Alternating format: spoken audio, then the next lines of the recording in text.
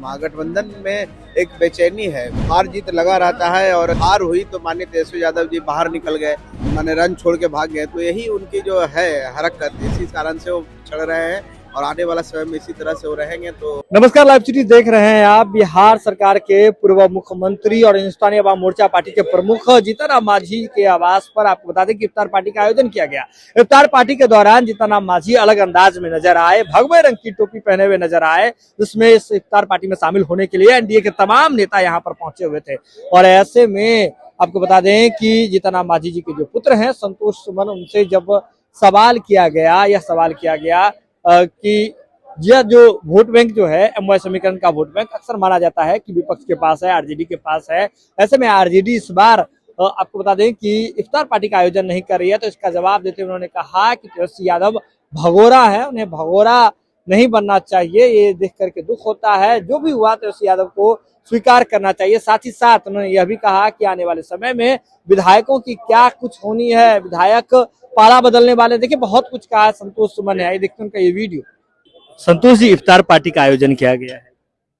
देखिए, हम लोग हर वर्ष इफ्तार पार्टी का दावते इफ्तार का आयोजन करते हैं और एक एकजुटता का परिचय है एनडीए का। सभी नेता आते हैं, भाईचारा एकता का परिचय है और यही एकजुटता हम लोग को राजनीति में भी काम आती है। आप देखेंगे जिस तरह से हम लोग ने राज्यसभा में जीत हासिल की है, एकजुटता का परिचय है। तो दावते इफ्तार में सभी घटक दल के लोग आए, एनडीए के एकजुटता यहाँ पर दिखी है। और आज के इस पावन समय में हम सबको यही संदेश देंगे और दुआ करेंगे ईश्वर से कि सबको सुख शांति समृद्धि मिले और सब इसी तरह से अपना भाईचारा बनाए रखें। तुरंत जो है राज्यसभा चुनाव संपन्न हुए हैं, उसमें महागठबंधन में एकजुटता नहीं दिखी, 4 विधायक जो है वो वोट देने नहीं आए। यही तो मैं बोल रहा हूँ कि ये इस तरह का आयोजन में आप देखेंगे कि सब लोग आते हैं, एकजुट होते हैं, भाईचारा का एक संदेश देते हैं और इसी कारण से हम राजनीति में भी सफल होते हैं। महागठबंधन में एक बेचैनी है, कोई उस तरह का उन लोग के पास एजेंडा नहीं है। आप देखिए कि हार जीत लगा रहता है और जब हार हुई तो माननीय तेजस्वी यादव जी बाहर निकल गए, माने रन छोड़ के भाग गए। तो यही उनकी जो है हरकत, इसी कारण से वो पिछड़ रहे हैं और आने वाला समय में इसी तरह से वो रहेंगे तो पूरी तरह से बर्बाद हो जाएंगे, उनकी पार्टी खत्म हो जाएगी।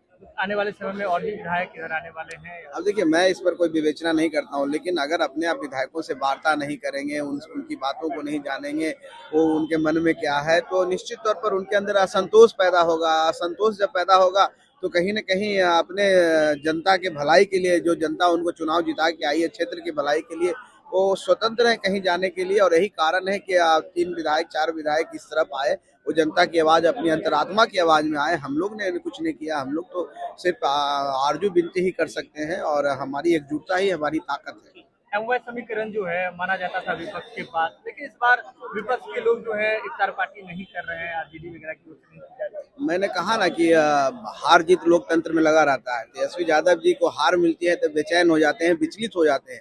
उनको यहाँ रहना चाहिए, कुट्टा ठोक के रहना चाहिए, जनता से संवाद करना चाहिए, लेकिन वो भाग खड़े होते हैं।